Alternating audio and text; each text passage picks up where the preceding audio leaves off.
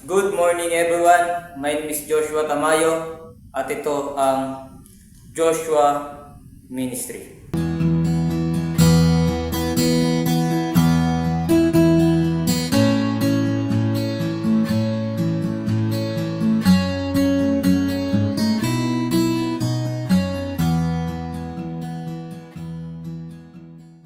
So magandang umaga mga kapatid. Ang dadalhin ko sa inyo ay about sa pag-ibig. Sino nga ba ang pag-ibig? Saan nga ba nanggaling yung salitang pag-ibig? Ating babasahin sa 1 John 4 verse 8. Sabi po dito sa 4 verse 8, ang hindi umiibig ay hindi nakakakilala sa Diyos sapagkat ang Diyos ay pag-ibig. So, sa Diyos po pala nagmula ang pag-ibig. Diyos po ang pag-ibig, mga kapatid. Kung wala ang Diyos, wala tayo dito ngayon sapagkat tayo ay iniibig ng Diyos. Sapagkat ang Diyos ay pag-ibig. So gaano, sabi dito, ang Diyos ay pag-ibig. So gaano naman kalaki o gaano kalawak yung pag-ibig ng Diyos? Baka mamaya yung iba magsabi, ganyan lang kaliit, ganyan lang kalaki, o mas malaki pa, no? So, gaano kalaki yung pag-ibig ng Diyos? So, ating pong basahin ang John 3:16.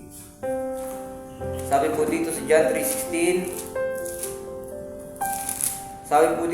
3:16, sapagkat gayon na lamang ang pagsinta ng Diyos sa sanglibutan, na ibinigay niya ang kanyang buktong na anak upang ang sino mang sa kanya'y sumampalataya ay huwag mapahamak, kundi magkaroon ng buhay na walang hanggan.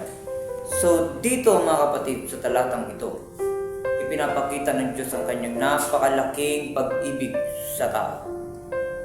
Sa talatang ito, sinasabi dito, sapagkat gayon na lamang ang pag-ibig ng Diyos. Ibinigay niya ang kanyang buktong na anak upang ang sino man ang sumampalataya ay hindi mapahamak, kundi magkaroon ng buhay na walang. Pansinin niyo mga kapatid, nagbigay ang Panginoon ng anak para magsakripisyo sa mga kasalanan ng tao. So sabi dito, nalaman natin sa talatang ito, sa John 3:16, nalaman natin na kung gaano kalaki ng pag-ibig ng Diyos. So paano naman tayo nahihiwalay sa pag-ibig na ito? So basahin po natin ang Isaiah 59 verse 2. Kundi pinapaghiwalay ng inyong mga kasamaan, kayo at ang inyong Diyos, at ang inyong mga kasalanan ay siyang nagpakubli ng kanyang mukha sa inyo upang siya'y huwag makinig. Kita nyo mga kapatid, napakaganda ng talatang ito. Ito pala ang dahilan kung bakit tayo nawawala sa pag-ibig. Kung bakit tayo nalalayo sa pag-ibig sa Diyos. So dahil sa kasalanan na ang sinasabi dito, nalalayo tayo sa pag-ibig dahil sa kasalanan. So ano ang gagawin natin? Ano ang kabayaran ngayon ng ating kasalanan?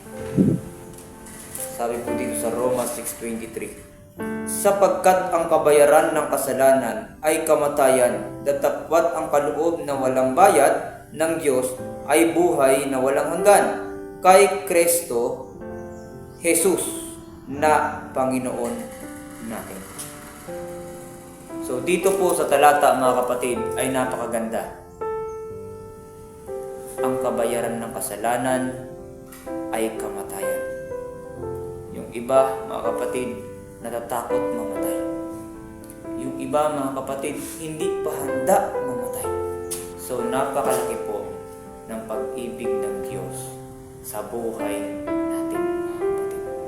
Kung inyo pong una-unaon, kung inyo pong pansinin mga kapatid, mula dun sa pag-ibig ng Ama hanggang sa pag-ibig ng anak mga kapatid, ay napakapalad nating mga tao at nakakaalam ng salita ng Diyos. sa muli, ako po si Joshua Tamayo at ito ang Joshua Ministry.